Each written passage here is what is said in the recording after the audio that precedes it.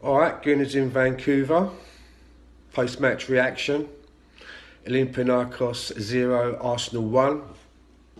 As you can see, I'm doing this one from home. Been knocked off my feet with a bit of a virus, so I didn't venture down to the pub for this one. But where do we start with this one then? Well, you know what? I looked at the starting lineup first of all, and I was a little bit surprised. But when you think about it, and if you take a look at that starting lineup, that was a lineup that was going away to Olympiakos not to be bullied. A little bit of a contradiction on that, because if you look on the right side of the defence, he decided to go with Socrates ahead of an Ainsley Maitland-Niles. I don't know what was happening with Bellerin, whether Bellerin was not fit enough to follow up a game after playing so recently. But he went with Socrates on the right. But on the left-hand side, he could have gone with Kolasinac, right? If that was the case, about not wanting to be bullied off the ball, but he stuck with Saka. So, you know, he's gone with his own decisions there. Surprising that he probably didn't go for Mustafi on the right of the defence because he's played there before. But I think that he picked a team that was not going to be bullied.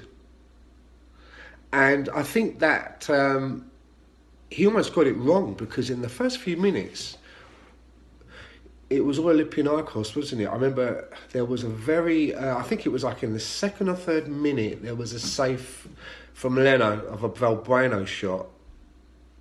And you know what? I've got to say something here at this point, and I tweeted this out earlier. I think that Bernd Leno has probably been one of our best bits of transfer business of late.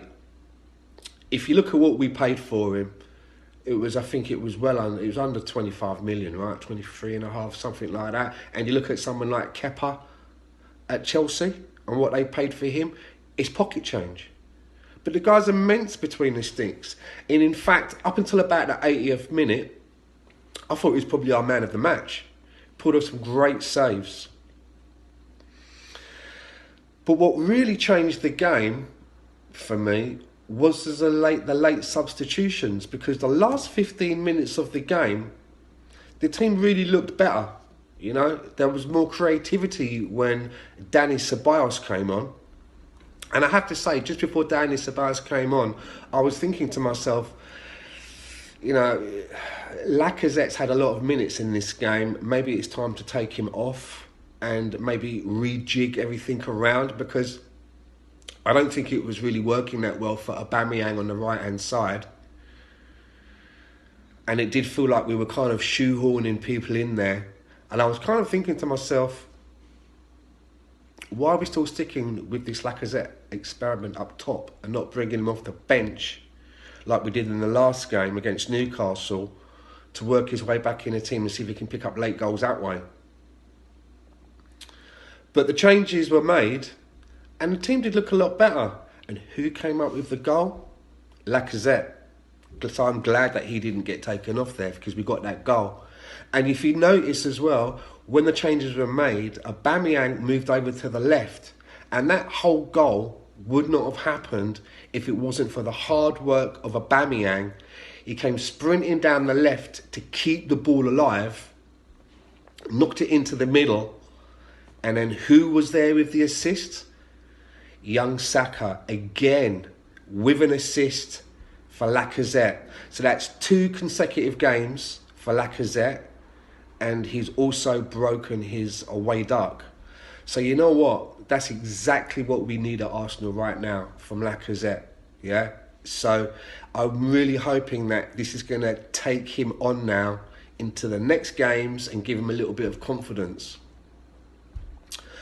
So overall, a gritty game. At one point, I thought it was definitely going to be a nil-niller, and then we would be able to maybe go, take the game to the second leg at home and get something out of it. But we go there now even better off. So fair play to the team, fair play to the manager. Again, I have to say, it probably wouldn't have been the exact starting lineup that I would have gone with. But then that's why I'm not the manager of Arsenal, right? Mikel Arteta made that lineup, and we've gone away now with a 1-0 away goal, which gives us a little bit of security going away from home. So the next game now is at the weekend against Everton, which has a little bit of spice in there, because remember we were linked quite heavily when we were looking for a new manager with Carlo Ancelotti. And also there's the added spice that, you know, Mikel Arteta is going up against his old club.